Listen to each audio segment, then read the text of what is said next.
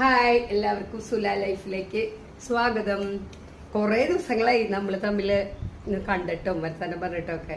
എന്താണെന്നറിയോ, എൻ്റെ വീട്ടിൽ പുതിയ ഗസ്റ്റ് വന്നു. ഇവനാണത് ഗസ്റ്റ് സൂക്കോ. എൻ്റെ മോളുടെ വീട്ടിൽ അവർ പുറത്തു പോയിരിക്കുക. അപ്പോൾ ഒരു മാസത്തേക്ക് ഇവിടെ കൊണ്ടുവന്നാക്കിയത്. അത് കാരണം എനിക്ക് ഒട്ടും സമയമില്ല. ഇവൻ്റെ പിന്നാലെ നടക്കല പണി.